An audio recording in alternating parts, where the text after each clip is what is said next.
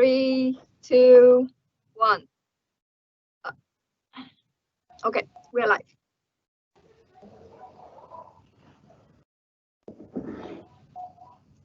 Right. Thank you very much. My name is Matthew Zinkoma, the head of School of Business and Management. Welcome to our first business talk seminar.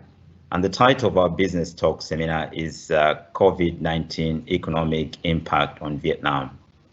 I would like to welcome our special guest from VinaCapital. I will introduce them later.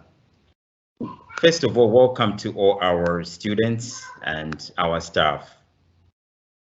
From the School of Business and Management, as we all know, in a pandemic with the far-reaching effects on our daily lives, and at this exceptional juncture, it is essential that we take special care of ourselves and all our loved ones. The health and well-being of our RMIT staff and students is our primary concern. And we have taken the necessary steps to ensure that all of you are safe and get the right support through these demanding changes. In particular, we have been encouraging all our staff and students to work remotely, and all our classes are now being offered online. Also, across the school, people are doing above and beyond to adapt to this unprecedented event. My warm thanks to you all, and mainly the management team, who have done such a remarkable work in implementing the required preventive measures, in line with the recommendation from the University Central. I also wanted to commend the proactivity of our property and ITS teams, who have gone to great lengths to provide us with a solution to work remotely under the best possible conditions, thus ensuring the continuity of our operations. We will continue to provide you with regular updates as we move forward. Your line managers are also available should you have any questions or concerns. To all our students as well, please get in touch with the academics if you have any questions or concerns during this difficult time. Also from the School of Business and Management, within the RMIT School of Business and Management, we have established a world-class reputation for excellence in business and management education, providing high-quality, industry-responsive programs, which are all relevant to the national and the global marketplace. Our students learn the skills to address real-world business issues, and we deliver world-ready graduates with skills to adapt to challenging and ever-changing business world. I wanted to emphasize the point of challenging and ever-changing business world. As you all know, with this pandemic, we were not prepared, and most of us, we are still adapting. And one of the cause for the School of Business and Management is the strategy on authentic learning. We're always proud with what we are doing, and also the invitation of our industry partners into our programs. And that's the reason why we established these business talks. So before I hand it over to our speakers, let me emphasize the importance of this topic and its applicability to all our programs, also as we can use it as a case study in all our teaching. Let me introduce our speakers for today. First of all, I would like to welcome Mr. Andy Ho. Andy Ho is the Chief Investment Officer and Managing Director of VinaCapital Opportunity Fund Limited. Previously, Mr. Ho was the Director of Investment at Prudential Vietnam's Fund Management Company, where he managed the capital market portfolio and Prudential investment strategy. He has also held management positions at Dell Ventures, the investment company of Dell Corporation, and Ernst & Young. Mr. Ho is a leading authority on capital market investment, privatizations, and private equity deals and structures in Vietnam, where he has led private placement deals totaling almost $1 billion. He holds an MBA from Massachusetts Institute of Technology, and is also a certified public accountant in the United States. Mr. Andy Hall is also our adjunct industry professor. Let me introduce the second speaker, Mr. Michael Kokalari. Michael is the chief economist of the company. He serves as the VinaCapital's chief economist and is responsible for providing thought leadership and technical acumen on the wide range of global and local microeconomic issues with a view on maximizing the firm's investment performance. Mr. Michael worked in Vietnam for 8 years and was previously head of the research at CIO and Mr Securities Vietnam and the CIO of Saigon Asset Management. Earlier in his career, Michael was a derivative trader in Tokyo and London, where he ran multi-billion-dollar trading books for Lehman Brothers, JP Morgan Chase, Credit Suisse, and First Boston, Paribas, and West LB. Mr. Michael co-authored the CFA Guide to Credit Derivatives and also a contributor to Risk Management, Foundations for a Changing Financial World, published in 2010, along with the Nobel Prize winner Marion Scholes and William Sharp at Stanford University. Mr. Michael holds an MSc Engineering in Computational Mathematics from Stanford University and an MS Mathematics from Stanford, an MS Management from the Graduate School of Business at Stanford, and a BA in Mathematics from Clark University, where he was a Grayson and Place Scholar. Ladies and gentlemen, I would also like to introduce Dr. Pham. Dr. Tra is our discipline lead in economics, and she will be the one moderating this session. Let me also bring to your attention the structure of the platform that we are operating today. So today we'll have three presenters. Then after that, we'll give you an opportunity to ask questions. Unfortunately, you cannot talk, but you can only type questions on the platform that is available. So feel free to type the questions on the chat box, and our moderators will pass them to our speakers. Ladies and gentlemen, I welcome Andy and Michael. Thank you very much.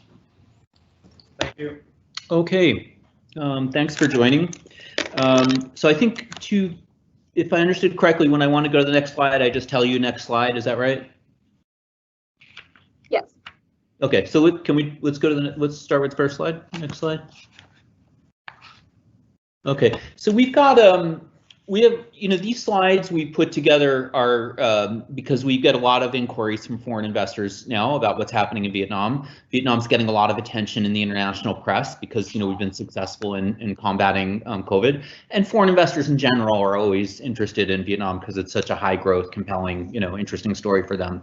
So the reason I'm explaining that is as a precursor to mention that the first couple slides are things that probably a lot of people here are going to be familiar with already, because what we attempted to explain here is to people in the rest of the world, in London and New York, we're doing a lot of these Zoom calls these days and explaining about how it was that we were able to, successfully contain the outbreak here. So the first one is something I think everyone knows already. This is kind of a sequence of events of what we did. I mean, one of the real keys in containing the outbreak was that they intervened at a very early point. But by now, I think a lot of us got to know all these epidemiological type terms, and we know about exponential growth. So if you take steps very early, it's effective and later on. So that's the first slide. If we could go to the second slide here, next slide. Again, this is something everyone's going to be familiar with, this F0 ... F5 system. But something interesting that maybe a lot of people wouldn't know is that when we tell people in other countries about this system, they're really surprised and impressed that Vietnam has got such a sophisticated tracking system, contact tracking system. And not only that, that it's something that, pretty much everyone in the country knows about. I mean, if you talk to sort of average ordinary person, they can say, oh, I know someone who was, you know, an F3 or something like that. So in other countries, not only do other people not even really know about these kind of schema, you know, but in some cases they don't even have this kind of a schema. So, okay, something people will be familiar with, but just highlighting here that it's something that a lot of foreigners didn't know about, and they found impressive when they learned about it. So if we go to the next slide, this is a little bit out of date now, but the thing that we're showing here is that how effective, you know, is another epidemiological term that we've all come to know now, is this idea of flattening the curve. And so Vietnam was very effective in flattening the curve. And so if we go on to the next slide. As a result of that, as I just mentioned earlier, we got a lot of praise in the international press, and you know, a lot of investors are kind of paying attention to what's going on, and they feel it's a very optimistic story. Go to the next slide. Okay, now we come to the part that's kind of more meat and potatoes, which is, although it's good that we've gotten this kind of favorable praise, you know, of the success we've had in containing the outbreak, the economic impact is very severe. Here are the main areas of transmission of what the impact is. The first is that because Vietnam is really the most open economy in modern history, which means that the exports plus imports is a very high percentage of GDP. So for a country of this size, we don't count small, like a city-state like a Hong Kong or Singapore. The export plus import is basically the biggest in kind of modern history, certainly after World War II. And so right away, you think we're going to have a big exposure to what happens in the rest of the world. Obviously, the rest of the world is having a dramatic slowdown now. That having been said, there is one mitigating factor to be aware of, is that although Vietnam's exports are huge, 100% of GDP, one thing to keep in mind is that we really like to promote the idea that we have all this high-tech export stuff going on. You know, Samsung is a quarter of our exports now, and so high-tech exports altogether are probably about a third of our total exports. But that having been said, if you think about the chronological progression that FDI came to this country, you know, starting from sort of 10, 15 years ago, the initial wave of FDI was not obviously electronics and high-tech stuff. It was really, you know, garments, footwear, kind of cheap furniture, some plastic, you know, things like this. Basically cheap products that are sold in Walmart, places like Walmart in the US or in Carrefour in Europe. And what we saw in 2008, and you are seeing again this time, is that the sales in those discount stores of cheap products are actually pretty resilient in big economic downturns, because obviously people need to save money. You see that the sales in Walmart are up, I think it's about 20–25% year on year right now. And a part of that is people stockpiling groceries, but there's a lot of other products that people are buying, you know, as part of their staying at home. And a lot of these are the type of things that we make here in Vietnam. So although we do have a big exposure on the export side, this is kind of a mitigating factor to mention. And then the next thing to mention is that the manufacturing is impacted by both supply chain constraints. So there's a very high percentage of firms. There's about, I think I read it's about 80% of firms that are having some difficulty in getting supplies, even from China. Okay, so China has ostensibly they've come back online, but they're not sort of fully up and running yet. And so there are still some issues there in supply, getting parts and things that are needed to manufacture products. And of course, the bigger issue now is really about the demand for the product. So if you look at garment exports, are down about 10% or so this year. That number will get a lot worse as the year progresses. 2 weeks ago, we had retail sales figures out of the US that garment sales in the US are down about 50%, you know, which is not surprising when you consider that people generally like to go to an actual store to try on garments to you know, before they buy it. So that will be something that gets hit harder as the year progresses. So that's about manufacturing. Now, really the biggest impact for Vietnam is going to be in the tourism sector. And one of the reasons why this tourism, there's a couple different numbers floating around, but tourism basically contributes about 15% of the economy. Manufacturing is about 20%, around that. The official figures for some of these things are not quite accurate, so we come up with our own kind of estimate. But tourism is probably about 15% of GDP. And right now, tourist arrivals in the first 4 months of the year are down about 40%, but that number is also going to get a lot worse as the year progresses. Thailand is expecting tourist arrivals will be down about 60% this year, and it could even be worse than that. So this, for Vietnam in this year, 2020, this is really the most, the things that's going to impact us the most. And one of the reasons why it's going to impact us the most is, when we talk about the tourism industry, it's natural for people who are kind of academically sophisticated, or like the moderator introduced at the beginning. I have an engineering background, so we like to think about high-tech stuff, things of this nature. And we think about tourism, we think, oh well, that's like someone working as a waiter in a hotel or restaurant in Da Nang or something like that. But actually, tourism makes a disproportionate contribution to the economy, more than you would expect. And here's the reason why.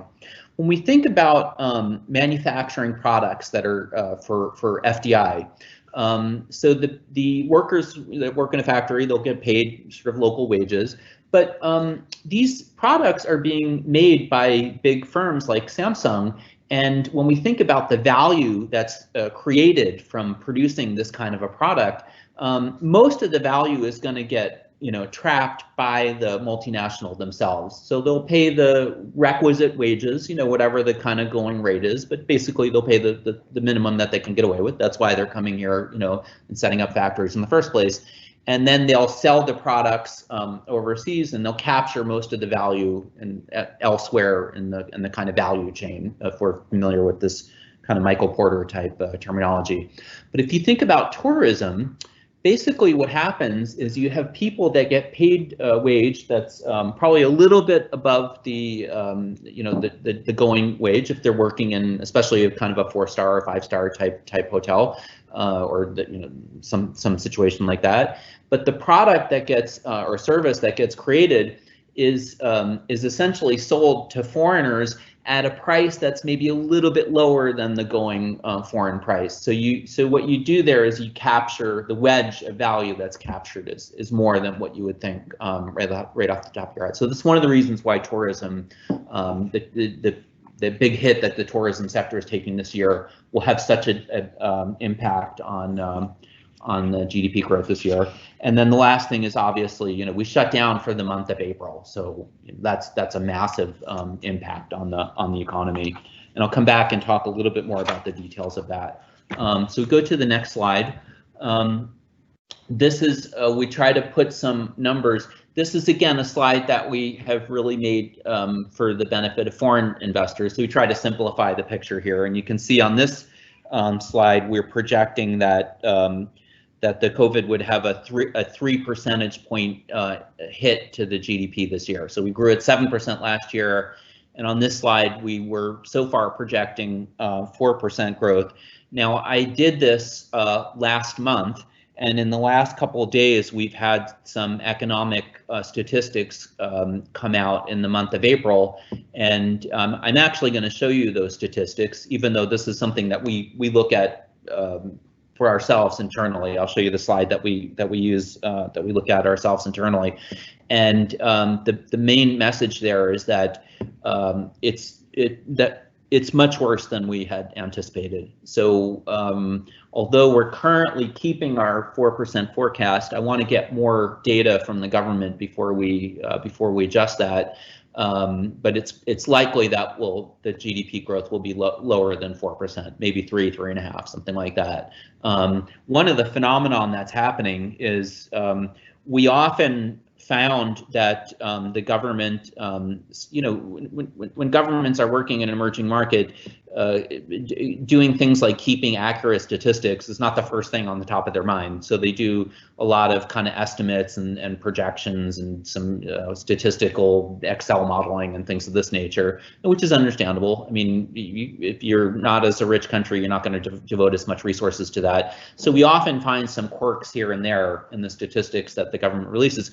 Well, last month it was a lot, which is not surprising because some of the numbers, the magnitude of some of the numbers were just humongous. And again, I'll come to that on the next slide. But the things to point out here is that so far our projections, we were looking for about a 1 percentage point hit to growth from slower manufacturing growth.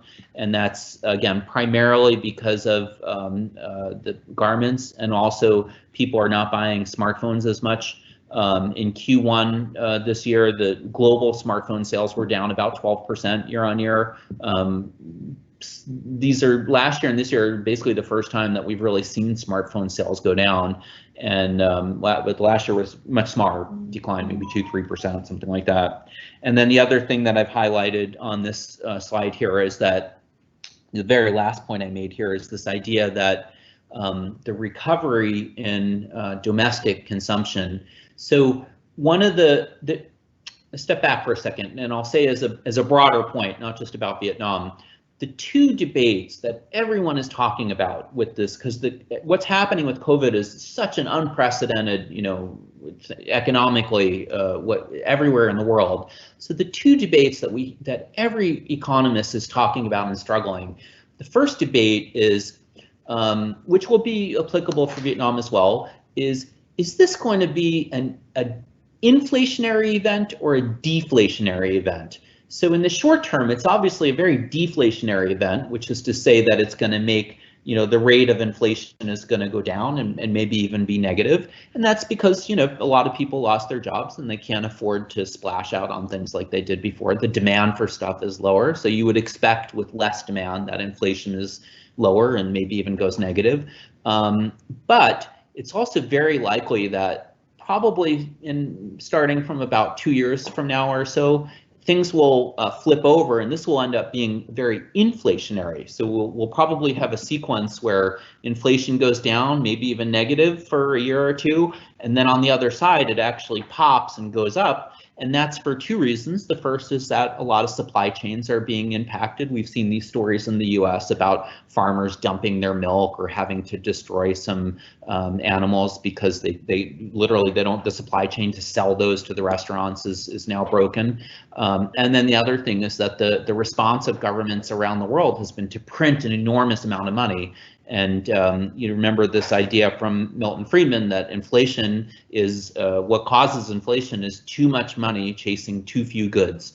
So there you go. You'll have too few goods because of issues in the supply chain, and you'll have too much money because the governments of the world have printed so much money to respond to COVID. So that's one of the great debates that's happening among economists in the world. And the other debate is everyone is throwing around different letters of what this the recovery from this COVID is going to look like. Is it going to be a V, which is to say we went down very sharp and we're going to bounce back very sharp? Is it going to be a W, which is to say we go down and bounce back a little bit up and then go back down again? And that describes the situation in the 1980s in the US, for example. Is it going to be an L that will go down and just kind of go sideways after that? Will it be a U, which is instead of sharp down, sharp up, it's like sharp down and then kind of a gradual sideways before going back up. And then a lot of people talk about this idea that it might look like a kind of Nike swish looking thing. So I think that because the consumer sentiment is so strong in Vietnam, that the demand for products and services here will look like a V, but that the actual economic activity is probably going to look, and I'm talking about domestic activity among local consumers now, it's probably going to look more like a U. People may want to buy stuff, but maybe the store they go to, there's a lot of mom and pop stores here that are just frankly not going to survive what's happening right now. There is also some inefficiencies in the supply chains here. So So although the demand for products and services would look like a V, it's likely that for the rest of this year, at least, the recovery, now that we've reopened the economy, will look more like a U. So that's some comments on the last point that I have on the slide there. And if we go to the next slide, this one, as I kind of mentioned before, is not something we would normally show to outside people. There's nothing top secret in it. It's just that, you know, since I have a math and engineering background, we blast people with so many numbers, it kind of is too much and kind of blows them away. But this is what we use internally, or one of the slides that we use internally to kind of watch everything that's happening with the economy. And I would point out a few things on here. Actually, is it possible to actually point on the slide, or I just have to talk? Is there a highlighter or something, or no? Okay, so I'll just talk through it. So at the top here, you can see that we've had a dramatic fall in inflation. Inflation from the month of March to the month of April, inflation fell by about 2 percentage points. And that's because of this big decline in oil prices. And you can see also that we've had a really dramatic drop in manufacturing. So in the first 4 months of last year, manufacturing was growing at about 11% pace. And then this year it's growing at about a 3% pace. And so this is also going to knock probably about 1.5 percentage points off of GDP growth this year. It's a really dramatic drop. And the other thing that's also very, very dramatic, which is we just don't see this kind of thing when we look at economic statistics. Even in growing countries, we don't see this kind of thing. And that's to highlight the idea that last year, in the first 4 months of last year, the amount of electricity that was being generated was growing at about a 9% pace. And that is what's tended to happen in Vietnam. It's always been growing at a 9, 10, 11% pace every year. And then this year we see that it's only growing at about a 3% pace. And so that really is an indicator of just how dramatic the economic slowdown has been. I think I'll leave it there for this slide.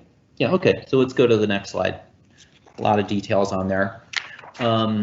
Something that we do really highlight to foreign investors, because it's something they care very much about, is the fact that the currency, the Viet Dong, has really remained resilient. And what you see on this slide is the value of the dong, the unofficial value of the dong, versus that's the red line, and the other lines are what's happened to emerging market currencies in the region here. So that's Malaysia, Indonesia, and the Philippines, and Thailand. And then the other one is to see what's happened to the value of the dong versus all emerging market currencies. And you see there that it's really held up its value much better than its regional peers. And on the next slide, I talk a little bit more about that.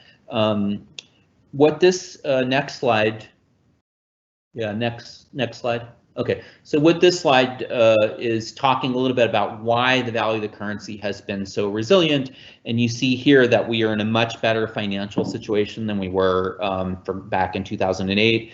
We have a lot more FX reserves. There's not really the kind of hot money inflows and outflows in Vietnam that you have in a lot of other emerging market countries. And the other thing to mention is that the government is really pursuing a strategy in Vietnam of maintaining macroeconomic stability, and particularly maintaining the stability of the currency. And in doing this, they're following a strategy which is very similar to what the Chinese did after the Asian financial crisis in 1997. So some of you may know or remember that in 1997, the currencies of a lot of countries in these areas had dramatic drops. The Indonesian currency, I think, dropped by about 60%. The Thai baht was down about 40, 50%, something like that.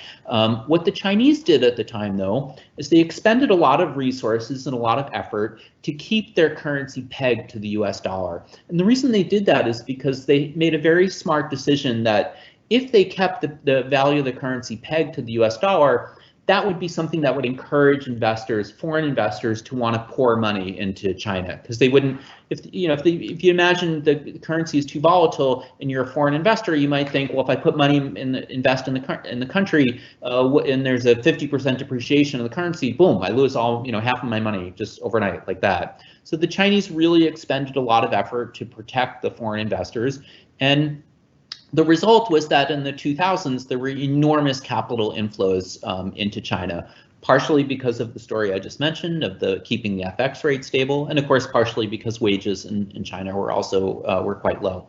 So what we believe is that the Vietnamese government is kind of pursuing a very similar strategy, and so that's one of the reasons that you see they've always been very aggressive to build up the FX reserves and do whatever they could to try to keep the currency stable, which is something that foreign investors really appreciate very much.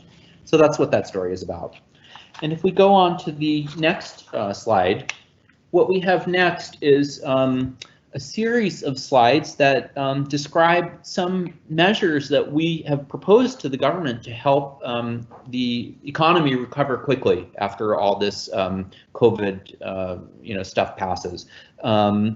The government has announced some measures to try to support the economy, which is on the next, discuss a little bit on the next slide. You will probably have seen some of these things discussed in the news and local business press. This is on the next slide, actually. Yeah, so what the government has really touted is they're discussed this idea that they're doing fiscal measures to support the economy, and you know that when countries have a big problem with their economy, one of the things that we can do is the so-called Keynesian stimulus. So Keynes proposed this idea that when the economy is down, the government can spend a lot of money to try to pump up the aggregate demand. However, the orthodox terminology for this is really fiscal stimulus. So what fiscal stimulus means is that the government either explicitly spends money to try to pump the economy up, or they might cut taxes, which is thought to have, you know, kind of more or less the same impact. The so-called multiplier impact of a tax cut is not as big as if they go out and actually spend money, but either of those two situations we would call fiscal stimulus. Well, what a lot of governments are doing now around the world is they've kind of conjured up these new terminology they call either fiscal measures, or there's another one that's escaping my mind right now, but it's a kind of made up terminology. And the idea is that fiscal stimulus means spending money. So in Vietnam, they've announced these fiscal measures, but actually, if you look more closely, it's probably only about 1.7, 1.8% of actual fiscal stimulus. And some of the other things they've mentioned is kind of a little smoke and mirrors thing to make the number look bigger than it actually is. And Vietnam is by no means alone in having done this. In Germany, I think the actual amount of money they're going to spend is probably about 4 or 5% of GDP, but they have a bunch of other things that they're doing that's not actual spending. And so in Germany, they're saying, well, our fiscal measures are around 30% of GDP. They came up with a much bigger number. So the actual amount of fiscal stimulus that we're talking about here is probably around 1.8% of GDP. That number, by the way, is fairly comparable to what the rest of our regional peers are doing, and the way that they intend to spend the money is also quite similar to the measures that are being done in the rest of the region. And that's not surprising because the government here will often, look to the other countries in ASEAN for ideas, and we think is a very wise way to do that, and on how to do things like this. So that's the idea of fiscal measures. Actually, on the next slide here, I did also elaborate a little bit the idea that, yeah, as I just mentioned, we're kind of basically doing things similar to what the rest of ASEAN are doing. The Philippines is taking one extra step, which is they're actually doing some cash payments to their overseas workers, and that's because about over 10% of the workforce is overseas. And one of the ideas there is that they're thinking, well, if we can give them 2 or 3 months of support, then hopefully that will mean they can sort of stay where they are and they won't, come rushing back to the Philippines. And hopefully after the next 2 or 3 months, their jobs will still be there. So they're hoping to, both from the government's own point of view and also for the benefit of those workers, doing that kind of a strategy. The other thing I mentioned on here is that Thailand and Vietnam are a bit unique in that they both tried to do some measures working together with the commercial banking system to get to flow credit to businesses that are in need of credit. And I think if you go to the next slide, I talk a little bit more about that. So in Thailand's case, it's really an explicit subsidy that the government is giving to the commercial banks. They're saying, hey, if you lend to people, we'll subsidize part of that lending so that you can, in case you have loan losses or in case you want to make the interest rate lower. Those of you that have may remember that back in the GFC, the Vietnam's central bank did something a little bit similar, not quite the same, but they had a kind of subsidized lending scheme here. And the amount of fiscal stimulus, I just mentioned that right now, so far what they've announced is about 1.8% of GDP. In the GFC, the global financial crisis, they did about 5 or 6% of worth of stimulus, to put the number in context. And the main way that they did the stimulus back in the GFC was through this subsidized loan program. So if you're a company and you borrowed money from the bank, you could turn around and go to the government and say, hey, can I paid a 10% interest rate, and the government was telling companies, well, we'll subsidize you so that you borrow at about 5%. So people were applying for back to the government saying, can you give me the difference between the 10% and the 5%? It was meant to finance working capital and wages and things like that, the salary. But unfortunately, at that time, a lot of the money just went into the stock market. If you look at the graph in 2009, the stock market kind of goes up 1-for-1 with this loan subsidy program. So that's probably one reason that they're not doing that again here.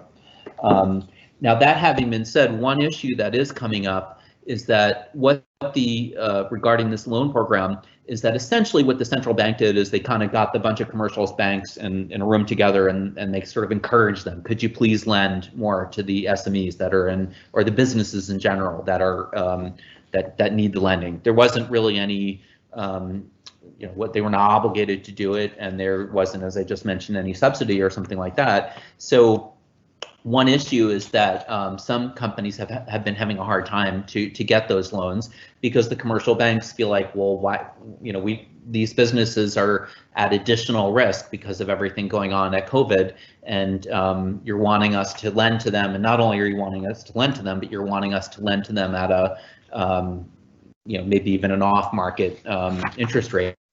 So what you can see here on the next slide is when the government asked us for some ideas about how to stimulate growth, the first idea that we came up with is we said, well, why don't we do the same thing that Germany is doing? So essentially what Germany is doing is they're more or less guaranteeing most or all loans that the commercial banks are making to businesses that are impacted by COVID.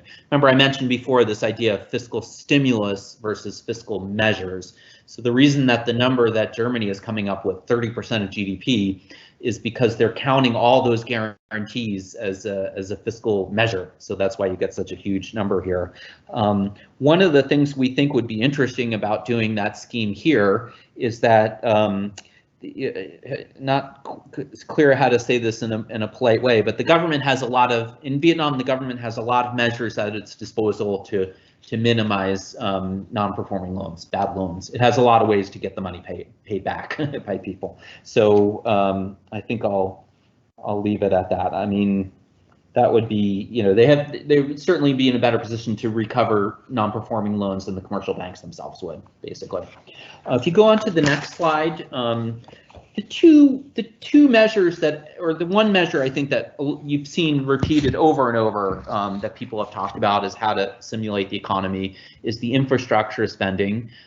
This is obviously needed in Vietnam. It would obviously help to boost the long-term growth potential of the country. And what we saw in the Great Depression, the WPA, is that this is a way you can employ a lot of people. If we are looking at a situation in which people are going to get laid off from factory jobs, these type of jobs are pretty you don't need a lot of training or deep expertise for a lot of the type of jobs that would be entailed. So that's one way to look at it. And the other way to look at it is you would really build the capacity of the country to grow economically in the future. And I put the example here where before 2009, this is the way that China handled the GFC in 2009. Before the GFC, most of China's real high value manufacturing was on the coast. And then once you built out all this infrastructure, these factors were able to move to the interior of the country that hadn't really been possible before them. On the next slide, another idea that we proposed to the government was the idea of taking measures to unfreeze the current condition in the real estate market. So the real estate market over the last 2 or 3 years, it's been hard for new projects to get approval. That's partially because there's been some kind of anti-corruption drive that's been going on, which is certainly laudable. I mean, we think we applaud those kind of measures.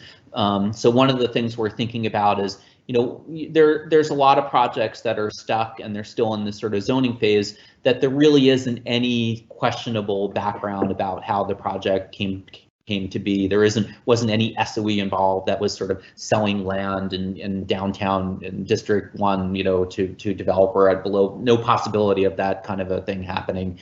And so one of our ideas is, why don't we, when banking systems have a problem during financial crisis, one of the things the regulators often do is they separate good, sort of good bank and bad bank.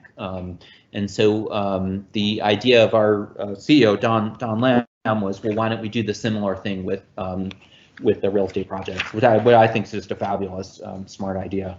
And there's obviously a lot of demand, pent-up demand for middle-class people to buy real estate to live in here. We think that the annual demand for new housing units, based on things like the number of people that get married every year, based on the urbanization rate in Vietnam is quite high, people moving from the rural to the urban area, you probably need about 100,000 new housing units in Ho Chi Minh City and Hanoi, and we're building something like 60,000 a year.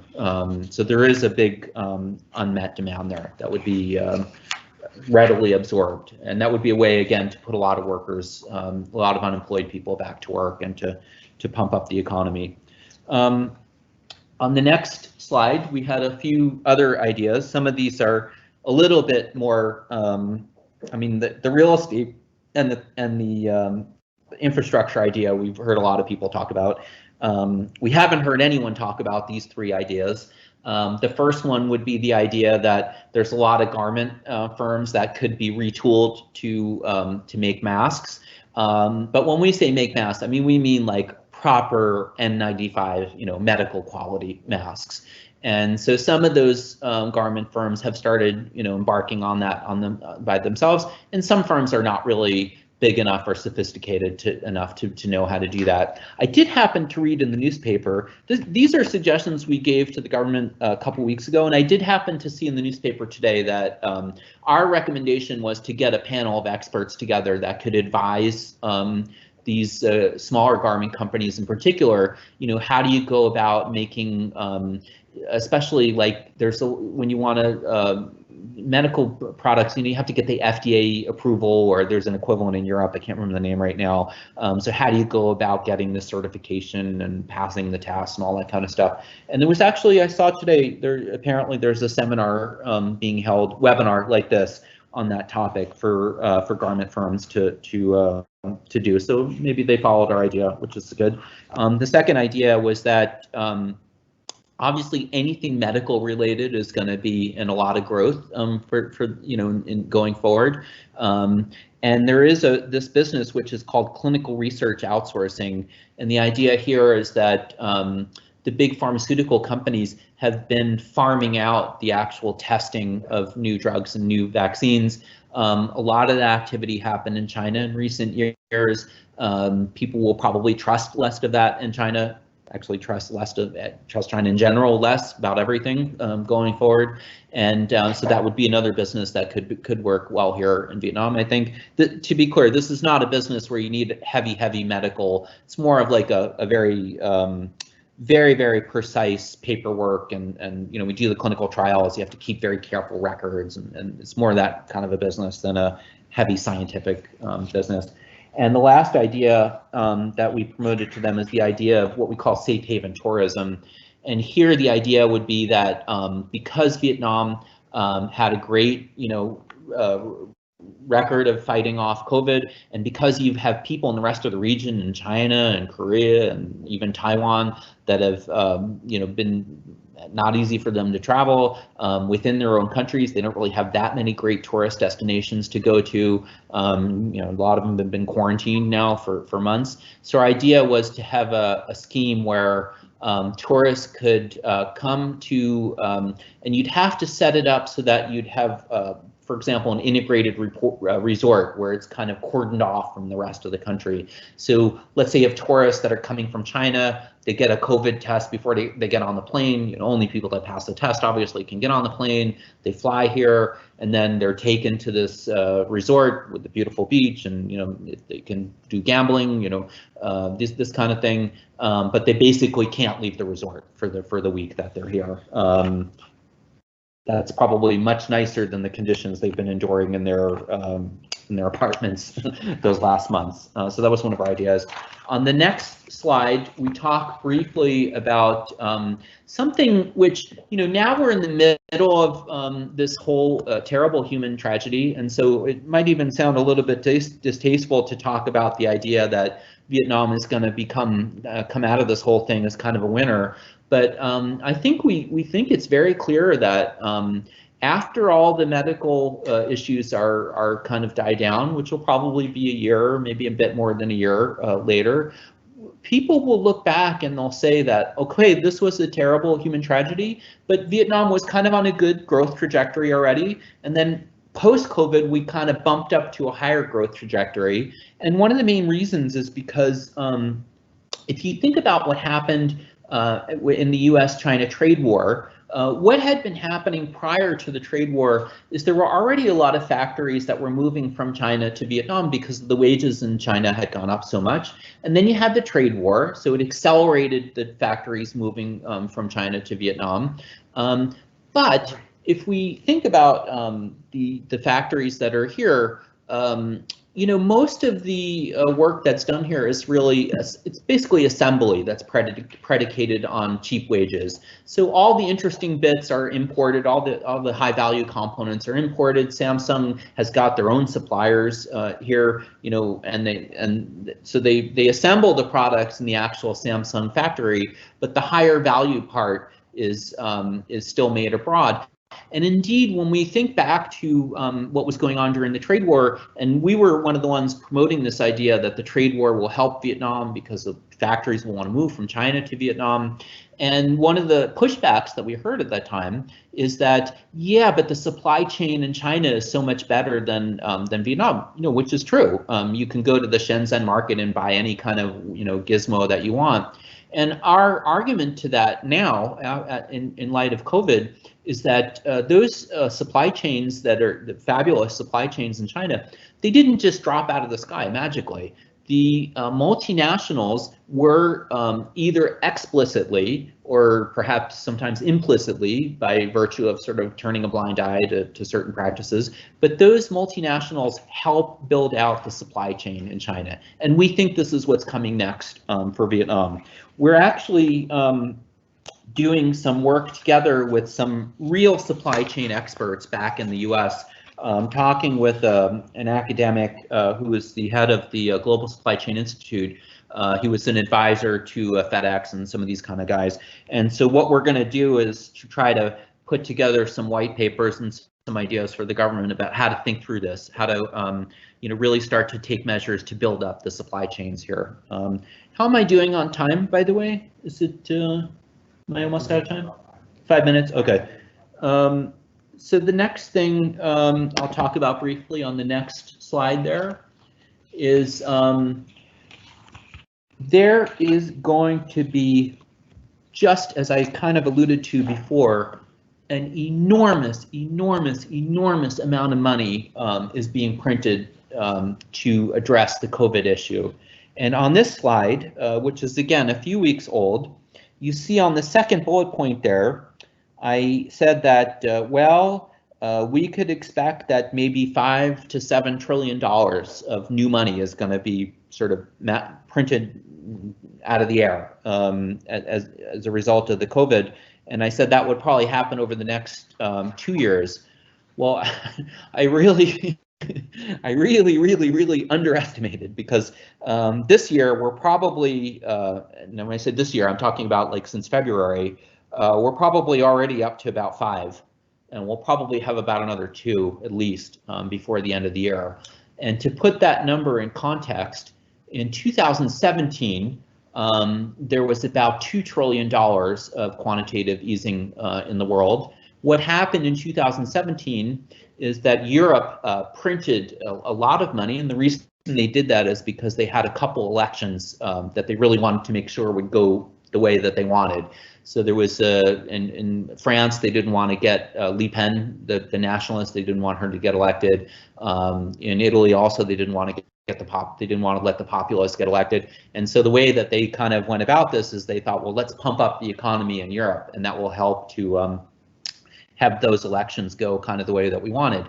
The problem is that about half of the money that Europe printed that year left Europe, and a lot of it came to emerging markets, and that's why that year Vietnam stock market went up about 50%.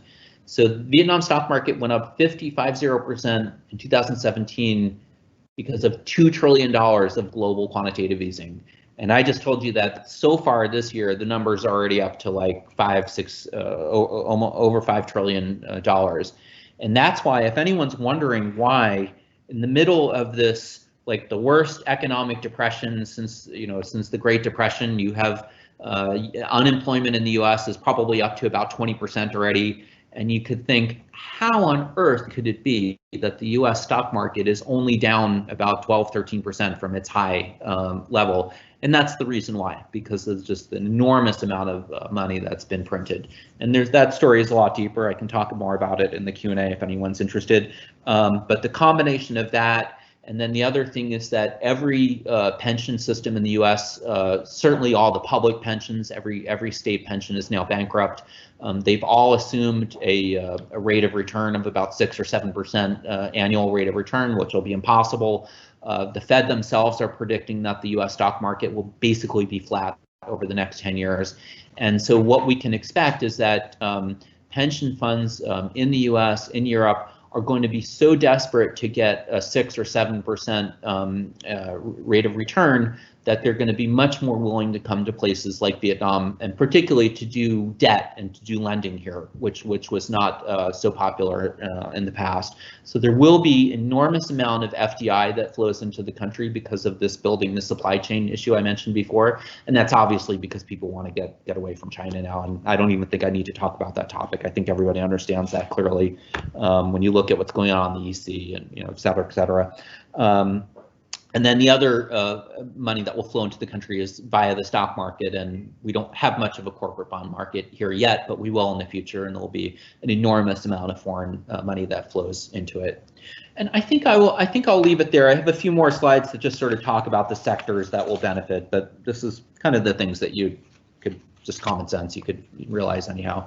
So at that, I think I will turn it back to the moderator, and I guess we're going to have questions or something. Is that right?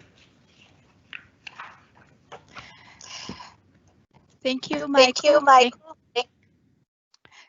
Thank you for very excellent talk. I'm Pham. I will be moderating the discussion.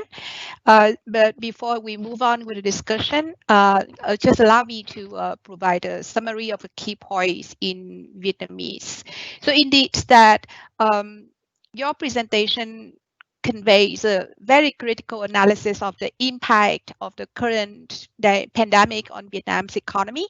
And you also proposed lots of insightful policy recommendations for the government of Vietnam to help the economy to recover. Kính thưa quý vị, sau đây thì tôi xin phép tóm tắt bài trình bày trước khi chúng ta chuyển sang phần thảo luận. Trong thời gian này thì xin mời quý vị tiếp tục đặt câu hỏi.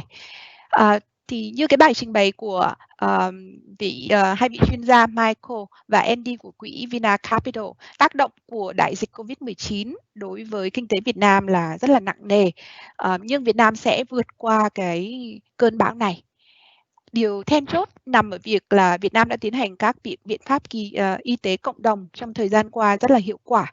Việt Nam đã làm phẳng được đường cong dịch bệnh, rồi áp dụng những cái quyết sách mạnh mẽ để ngăn chặn và kiểm soát dịch bệnh lây lan.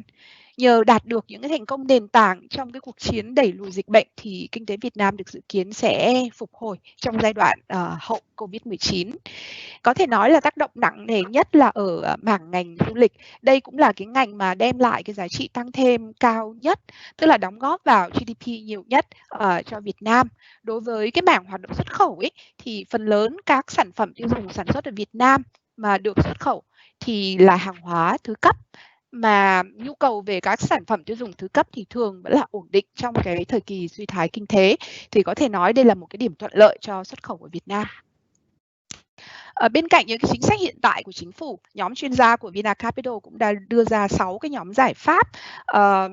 Một là những cái nhóm để làm dịu cái nỗi đau do cái tổn thất do Covid-19, và cái nhóm thứ hai là thúc đẩy tăng trưởng. Thì các nhóm giải pháp này cũng xoay quanh việc là hỗ trợ nhiều hơn cho các doanh nghiệp vừa và nhỏ thông qua những chương trình tín dụng đặc biệt cho doanh nghiệp vừa và nhỏ, đẩy mạnh đầu tư công qua việc nhanh chóng triển khai các dự án cơ sở hạ tầng, rồi cũng như là khai thoáng cho việc phát triển các dự án bất động sản. Các chuyên gia cũng đề xuất rằng chính phủ cần hỗ trợ nhiều hơn cho ngành may mặc trong việc là chuyển sang sản xuất các thiết bị y tế, rồi khuyến khích việc nghiên cứu và phát triển công nghiệp liên quan đến y tế, và đặc biệt là hỗ trợ để Việt Nam có thể phát triển thành một cái điểm đến thiên đường về an toàn về du lịch.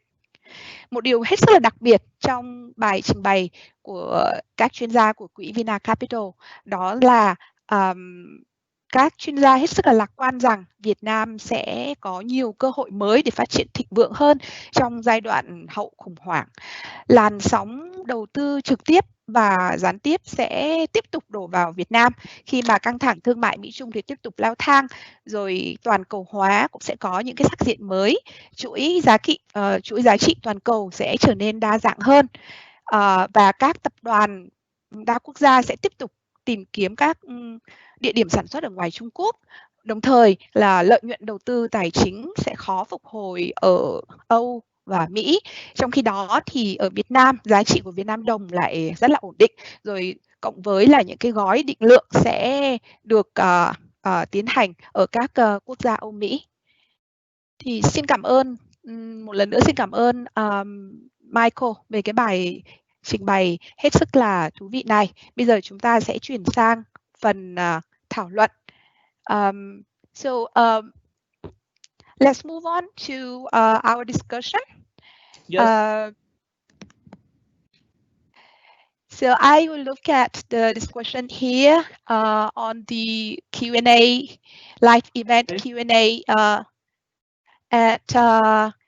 I would like to also propose some questions from my end as well. Go ahead. Sure. Okay. So one question from the audience that why the central bank is not going to reduce the interest rates for companies or individuals,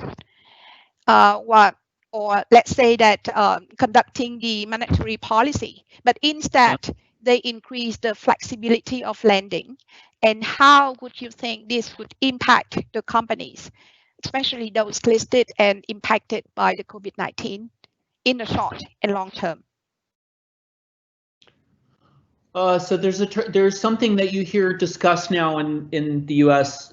By some critical people, of which I'm one of them, which is that what the world has right now is a solvency issue, not a liquidity issue, and so the idea there would be that by just providing more and more money, okay, some bridge money, that you can survive for the next 2 months, 3 months, something like that might be appropriate. But you could argue that the commercial banks themselves, they probably have a good understanding about who's going to make it through this and who's not on the other side. So there is an argument to be made, and to be clear, I'm making right now a counter argument to the policy that's happening in the US, because in the US the idea is just flood everyone, with tons of liquidity, tons of money. But that doesn't solve the solvency problem. So what you're going to end up with is just bigger bad debts at the other side, where instead of those small businesses going bankrupt now, they're just going to go bankrupt later. So that to me would be the argument against doing that. And the other thing too is that, and this is the great lesson from 2009, is that this country needs to be very, very careful about excess credit creation, about the value of the dong. Because remember what I said about China before. The thing that's going to really push us up to, we're going to be on a trajectory that people cannot imagine how. I mean, I'm so optimistic about the next 10 years here, even despite everything terrible that's happening this year. And by the way, I'm very pessimistic about this year. I'm more pessimistic this year than a lot of people. But the key to get on this higher trajectory is foreign investment. If you look last year, the total amount of foreign investment, if you add up everything, FDI, FII, we have to be honest, and a good proportion of remittances is basically foreign investment if we speak honestly. If you add all that up together, the amount of money that flowed into this country from last year was probably over 15% of GDP. This is an incredibly huge number for a country of this size. So I'm very much of the point of view that the government should do, and this is what we tell them. By the way, I'm working on my computer here because our CEO, Don Lamb, is going to meet the Prime Minister tomorrow, so just giving him sort of last minute notes. We're very much of the point of view that they should do whatever it takes to protect the value of the currency. And if they start flooding the system with money in order to just delay the bankruptcy of some mom and pops, that, I'm speaking in a very cold way right now. And when I'm saying this, by the way, I'll just prefix what I'm saying to say that I grew up in a very blue-collar, working-class neighborhood in outside of New York City. And my dad was an engineer in a factory, so I'm very sympathetic to mom-and-pop businesses. I definitely don't, have a cold view like, I'll let them all, go bankrupt or something like that. But the reality is that there really are too many subscale small businesses here. That unfortunately they just need to be consolidated, and bigger, stronger chains need to emerge. So I don't think flooding the system with money would be effective here for a couple different reasons. Okay, thank you for your point. Now, next question. So we know that Vietnam nowadays is a lot more integrated, a lot more open than in the past when we had the CFC. Vietnam is also a lot more significantly presented in the global production sharing. Sorry. It's likely that. So you said it's more open than what? Than the crisis that happened in the past, in the 2008. Before the GFC. Before GFC. Okay. So it is very likely that how fast and how successful Vietnam will recover from the current downturn is very much linked to the recovery process globally, and how the pandemic is contained in other countries, how soon the foreign economies reopen, and especially if the global demand collapse hits toll on Vietnam's export. So do you have any comments on the different scenarios of this matter? Okay, so a few things. First of all, and I know, I just mentioned I'm from New York, so I talk very fast, so sorry about that. I did mention a little bit in passing that the sensitivity to exports, although the number is huge, 100% of GDP, the sensitivity is actually less than what people realize. And that's because although we really like to talk about all this high tech, Samsung, blah, blah, blah, the actual amount of value that's captured here is not really that high. It will be in the future if, because another thing that I'm very optimistic about is this idea that the local supply chains will get built out. But right now, I mean, these guys just come here for the tax breaks and the cheap labor, basically. So, a downturn in exports will hurt us, but it's not going to be like anything near. I mean, when I look around, and when I actually, even during the lockdown, I was still coming to the office every day because I have tons and tons of files that I have to come here for, all my papers and stuff. And what I noticed during the lockdown, okay, there was no taxis. I live not too far from the office, so I was walking to work every morning. And, it was quiet for like the first day or two. But boy, you cannot keep the Vietnamese down. I mean, right away, I saw lots and lots and more economic activity. Every day I walked to work, there was like more and more economic activity. I saw the flower shop is open. I don't know how you call that an essential business. My point is that the motivation and the spirit of the entrepreneurial spirit of people in this country is so strong that the fact that I see, and I'm looking out the window right now, and I see some construction going on the other side on Tutium, the fact that the domestic activity is wanting to rebound so strong is much more important than anything going on in the export sector. So that's one thing to keep in mind. Now, that having been said, I mentioned before that the hit to tourism, this is a big deal because if you look at what happened after 9/11, it basically took about 2 years after 9/11 before global tourism rebounded. So I'm actually more concerned about that than I am about this the whole openness of the economy, this kind of stuff. And I'll just say one sort of general comment about the state of the rest of the world, which is to say, okay, tourism I don't think is going to bounce back anytime soon. But I do think that the world economy next year, not this year, this year is going to be terrible. There's no way around that. But I think that the economy next year is going to rebound more vigorously than what people realize. I'm not a perma optimist type person. When all this pandemic stuff first started back in January and February, within this firm, VinaCapital, I was perceived as being a little bit of a nut because I was warning everyone, oh my God, this is really serious, So I'm not like just keep an optimistic view about everything all the time. I was very pessimistic right from the beginning. My sister happens to work in the Yale University Hospital, which is where she went to medical school. So I was already kind of hearing from her all this, how severe this thing was. And at that time, people were not taking it seriously at all. But what my point that I'm trying to lead up to is that, and again, I'm not the most diplomatic person, so I don't know how to say this in the polite way, but there's so much hysteria right now about COVID. And I don't know if everyone will know this, but there's a little bit of a battle right now going on within the US between in Stanford University, my university, you have a bunch of people just saying repeatedly over and over, look, the mortality rate of this is much lower than what we were initially led to believe. This famous Ferguson report that came out in March, which is the thing that kind of caused everyone to go into lockdown mode in the middle of March.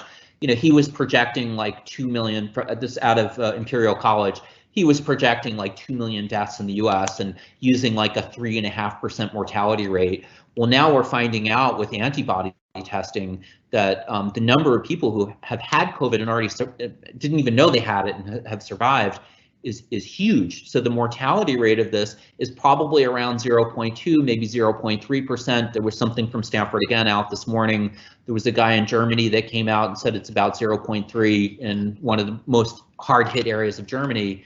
And so I think what you're going to see is that as time elapses, and I noticed this also after the 9/11, the hysteria is kind of maximum now, and then you'll see that as the year progresses, people will realize that, okay, this is a terrible thing, especially for senior citizens or people who are obese or have diabetes or something like that.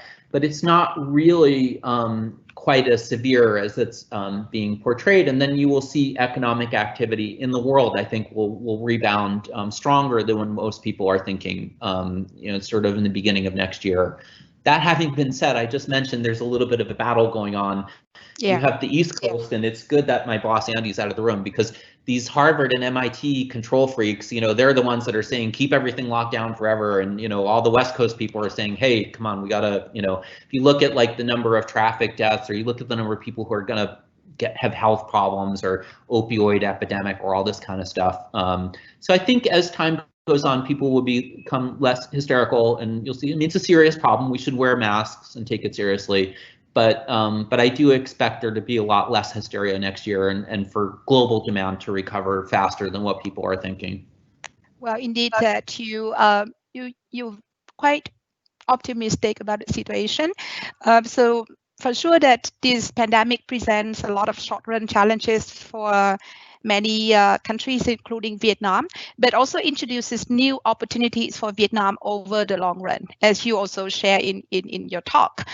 And it has been a potential trend over recent years that multinationals move their factories to Vietnam and setting up facilities in Vietnam. So what do you think are the necessary steps for Vietnam to get ready to see this opportunity, let's say, to become a larger manufacturing hub of the world and gaining its importance in the global supply chain? Well, the number one is education, and I'm not saying that to be, sort of because you're an academic institution. I mean, the number one is education, and particularly education which is of a more, I don't want to use the word vocational because that has has negative connotation for people with the academic orientation, but things that are semi-vocational. I know, for example, at RMIT you have this. I think it's the Princeton people have this, the Hindrich or something, the one that's focused on like global trade. Things that are kind of more tangible, more practical. I'm really surprised at the number of business majors. I mean, no offense, because I know this is a business school, but I mean, this country has, way too many business majors, finance majors. This is Asia. I mean, these are the smartest engineering, mathematics people in the world. This is what I think we should be focusing on here. So I would really, if I was the government, I would make a real major push to bulk up the universities and have much more pragmatic education.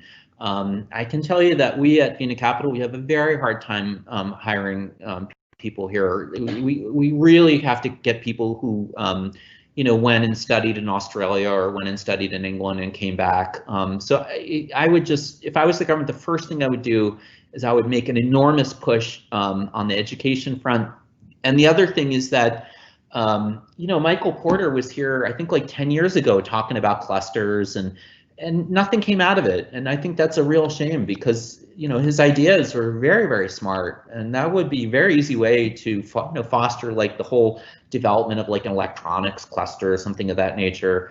In general, I don't think industrial policy is usually effective in emerging markets. I think that's been proven over and over, but the government can kind of nudge things one way or the other. And those would be the two biggest things I'd focus on if I was them: education, and follow all that Michael Porter advice that's got, dust on it now about clusters. Okay, so I think very much that we also share with you first the number one on education, and that is also our mission as well. So if we still have time, can we take on 2 more questions? This is it. I have nothing else to do today. Oh, right. That's wonderful. That's wonderful. So there's some concern from the audience that everyone is affected by the current pandemic to some extent, some very severely and some a bit less. But to what impact, if any, do you see for inequality in Vietnam?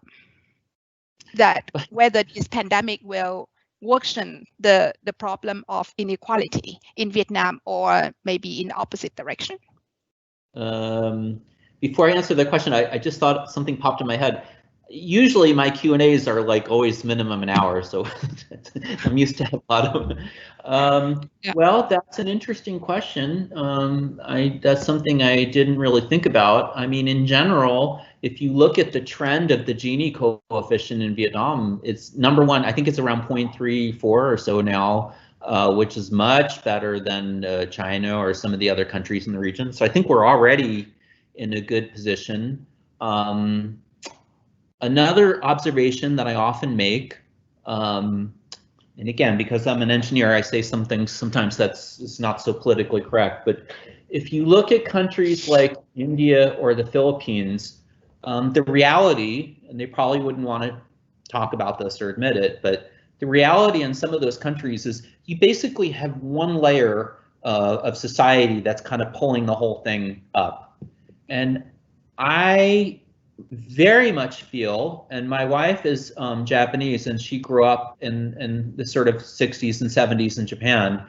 We both very much feel that this is an intrinsically middle class country, and we see a lot of parallels with Japan.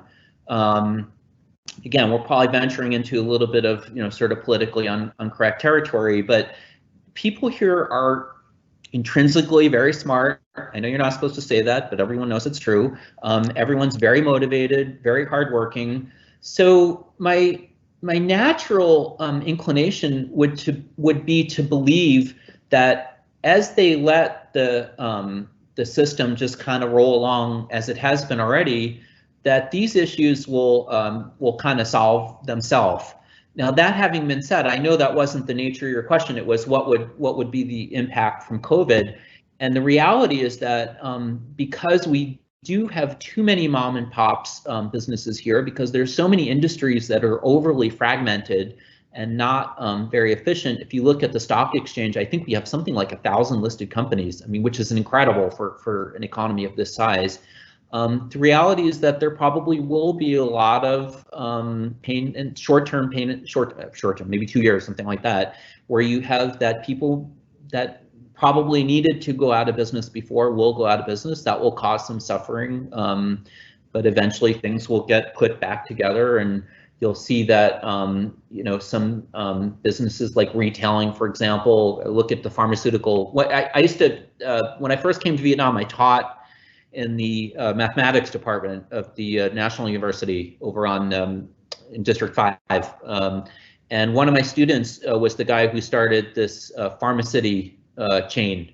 And I had the stupidity of giving him the advice I said, no, I don't think it's a good idea. Now he's like super rich from having done this. But if you look at what he's doing, and also there's another startup, I think, that does the distribution for the pharmaceutical industry, you see pockets over and over where it needs to get consolidated just from a point of efficiency. But unfortunately, in the short term, that will cause more pain. I don't see any way around that.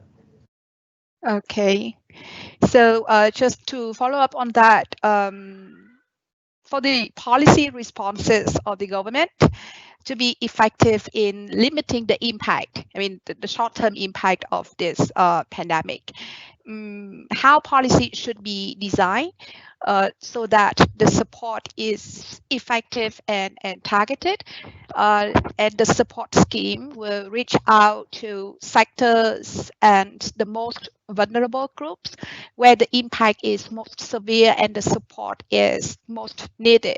And this, is also related to how that we maintain the matter of equality in Vietnam. So what is your view on this?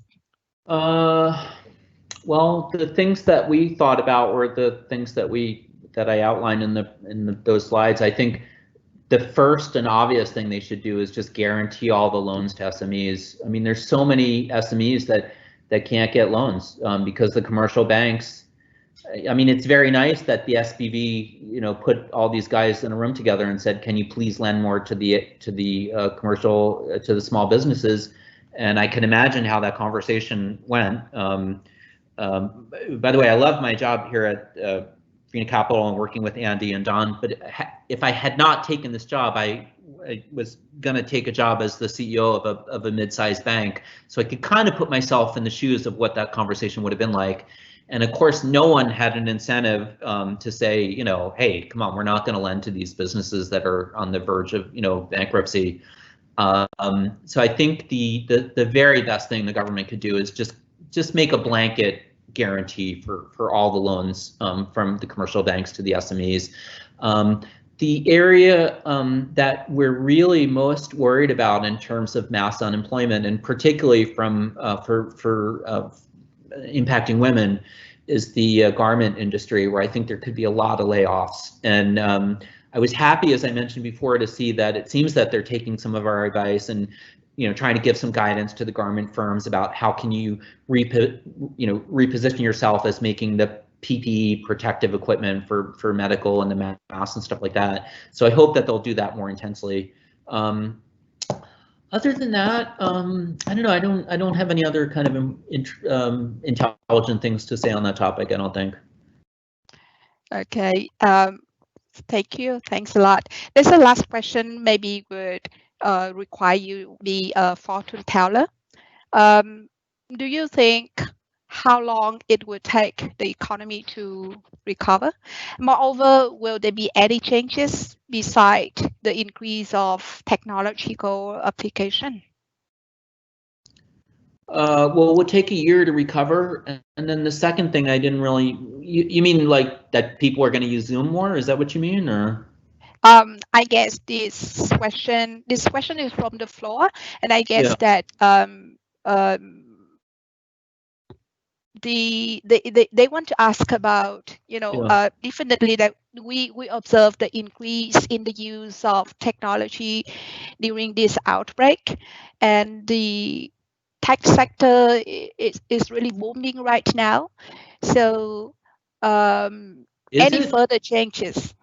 I mean, is the tech sector booming? How do we define that because we have more Zoom calls? I'm not sure that's true. And by the way,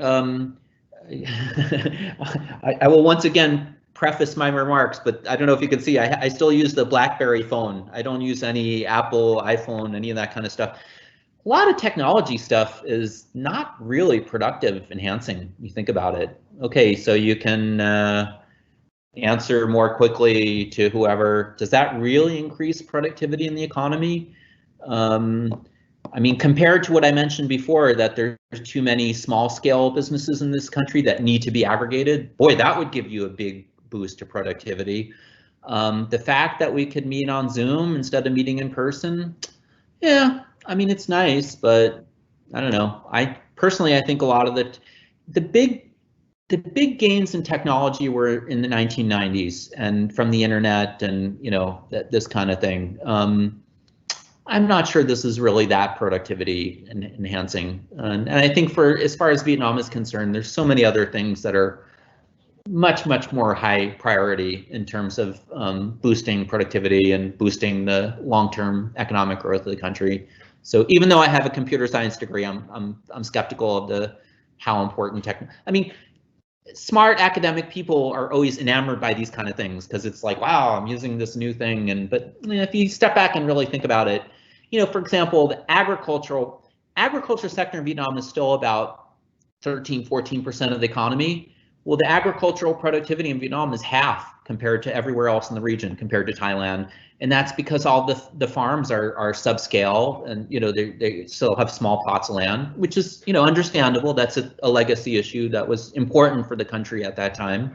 But wow, you could have an amazing growth in productivity if you just started consolidating all those small farms and making them sort of, 1,000 hectare, 2,000 hectare farms. So I think there's a lot of other low-hanging fruit that's much easier to boost the growth and the productivity.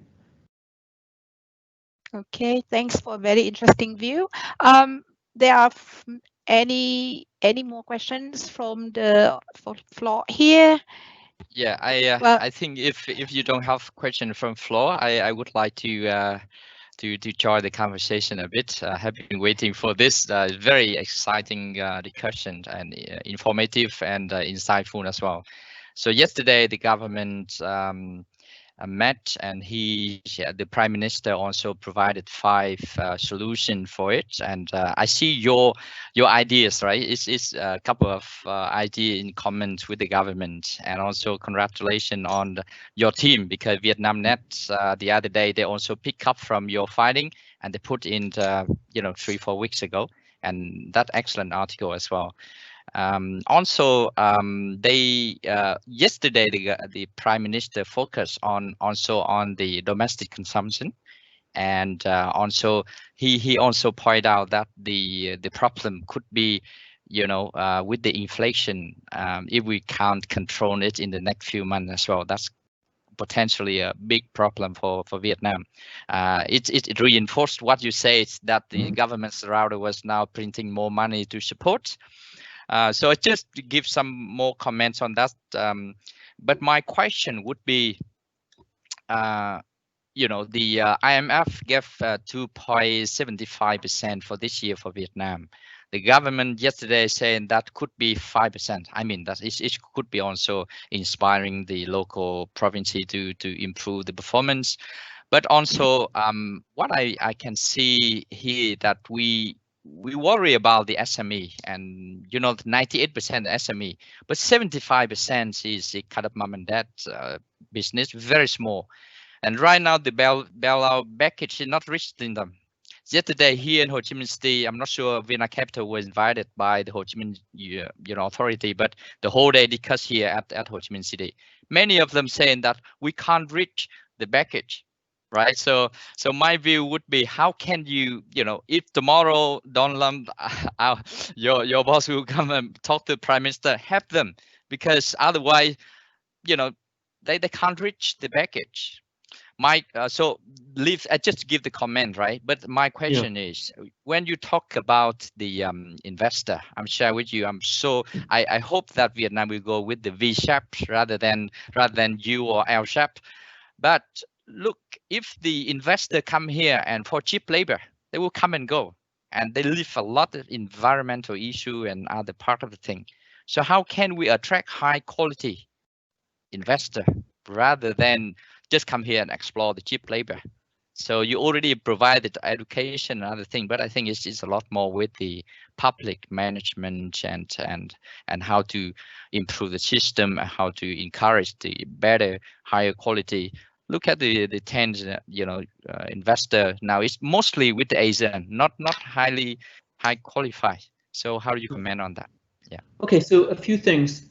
First, let me just briefly make a comment about inflation. The main issue in the short term, as far as Vietnam is concerned, I believe will really be about the oil price. So now we have a big down, but unfortunately, the price of oil has come down so much that people are starting to they call shut in the well. So they cap the oil well. And what that means is that the price will then shoot up. As soon as the COVID stuff starts to abate later in the year, unfortunately, oil price will probably go back up to 50, 60, because what's happening now is that the price is so low that the producers are actually filling up their wells, and that's not something you can just sort of turn on and off. So that's my main worry for inflation as far as Vietnam is concerned, because they're not really printing money here, which is good. Thank God for that. I'm also very concerned about the SMEs, and so far the only thing we can really think about is what I sort of mentioned before, like the government should just guarantee all the loans. The other point that you mentioned, I would like to dwell on a little bit more, because like, for example, my boss Andy and I, we have really an ongoing disagreements about some of these things. In fact, we had a very interesting, the two of us went to London, and we had it was like a big seminar for quite a few people, several hundred people, and Mark Mobius, this famous investor guy, was there, and it was in this real fancy setting, and there was a stage, and we were on kind of opposite sides of the podium, and it ended up being some kind of like a debate between me and him in front of everyone about our different views on things. And this FDI one is one that we have a little bit of a disagreement on, because I think you do hear this concern about what you just mentioned. Like they just use the cheap labor and then they leave, and the possibility that the FDI companies are going to just sort of blow all the local guys out of the water. And for that reason, I want to step back and give just a bit more of a nuanced view of how I think about this. Actually, I'm going to really step back for a second, which is that Vietnam is pursuing what economists would call the East Asian development model, and this is really the only proven way for a country to get rich sort of relatively quickly. And so this is the same growth model that Japan, Taiwan, Korea, all the tigers use to get wealthy quickly. And interestingly, although it's called the East Asian development model, the idea actually came about from Alexander Hamilton in the US, all the way back in the sort of 1800s. And the idea of the East Asian development model is that you start by focusing on improving your agricultural productivity so that you have enough to feed your own citizens, and you start generating some surpluses. You take those surpluses and they use what could be euphemistically called financial repression, which means basically that the government kind of more or less steals, not really steals, I mean, they channel, use a fancy word, they channel the excess production from the agriculture sector, and they channel it into the into the manufacture of exports that can then be sold to the rest of the world. Sorry, hold on 1 second. I'm just noticing the battery is low on my boss's PC. Hold on 1 second. Okay. So I think Dr. Trice is going to be closed very soon, right? So we have 1 more minute. That's right. Yeah. So you do this. You channel it into the export of manufacturing of exports, and this is what every Asian tiger did to get rich. Now, what China did is, and by the way, so far we haven't talked about FDI. So Japan, Taiwan, Korea, they didn't use FDI at all. They just channeled their surpluses into manufacturing, and they boosted themselves. Now, what China did is they found out that they can accelerate this whole process with FDI. So that in China, the FDI was about maybe 4% of GDP, maybe around 3% of GDP, something like that. So they took this East Asian development model and they accelerated the whole thing with FDI. What Vietnam did, which I think was very, very clever, is you have a lot of very smart economists here that are working in the government, that were Harvard PhDs, your competitor there, the Fulbright, this kind of stuff. They said, hey, we can make this go faster with FDI. And so now you see the FDI in Vietnam is 7-8%, something like that. So I think it was a very smart move of the government. And but what I think they need to do next is, unfortunately, because the education, the higher education system here is unfortunately weak. I mean, we have some great exceptions like you guys, but what I think they need to do is to look at the way that Well, there was something. That's because of the time that we set for this meeting, Dr. Tra. Symbolized off. I don't think so. I think everybody else still on, but maybe there's some issue, some technical issue from. Yeah, well, let's wait, because he's in the middle of the talk, so 1 or 2 minutes. If he's not come back, and then we can end the session. But during that 1 minute, I also like to share with the audience also this very interesting thing. He sent us this report about a month ago. So that's why he said that a lot of updates have not been updated in this report. And also in Vietnam, there was a couple of other reports as well. So it's very, very interesting to see how VinaCapital observe and provide a very, very interesting and insightful, comment and also presentation. Seem like they're also very busy at the other end. So should we go ahead waiting for a bit, or this is technical issue, right? Maybe he also used the BlackBerry only, not the other one. Yeah. I think it's interesting. One of the points, by the way, Dr. Nuno, our senior researcher of tourism in our department, just posted there. Not sure Nuno is still there, but Nuno bring up the very good point as well. The Prime Minister also saying that if we still close the border, so therefore we now have to push the domestic tourism. Yesterday he said so. So domestic tourism have to be booming in while we waiting for people to come back. I'm a little bit skeptical about the safe, we bring back the Chinese and Korean tourists in the short while, because it could be challenging with because they are, they was the hot spots in terms of the pandemic. I think I'll leave it up to you, Dr. Tra, for the event. Yeah, thank you, Dr. Chung. There's still a few questions from the floor, so we will pass this question to Michael as a speaker, because I think that we cannot get connected with him right now. So next, I would like to invite Professor McClellan to close our session for today and make the introduction to the next webinar. Please, Bob. Yes, well, thank you very much, everybody. First of all, can I extend our thanks to our speakers today, especially Michael Kokalari for his very incisive talk, supported by some really interesting statistics, right up to date and right on the mark. And also, could we extend thanks to Andy Ho, both Michael and Andy from VinaCapital, and also to our moderators today, Dr. Pham, and also to Dr. Chung as well for their inputs into the session. Thank you also to the audience for their questions. Some very useful questions there, and I'm sure they'll agree, very well answered. A very good set of answers to those questions as well. And very good that we've recorded this session, so the video will be available and people can go through it again.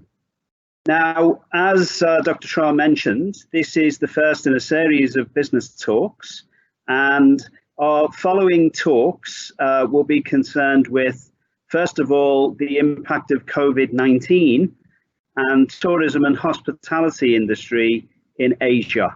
So that's going to be our next talk. And then also we're going to follow that one with what should the government businesses do from now to attract investors into Vietnam instead of other countries in the region in this post-pandemic period.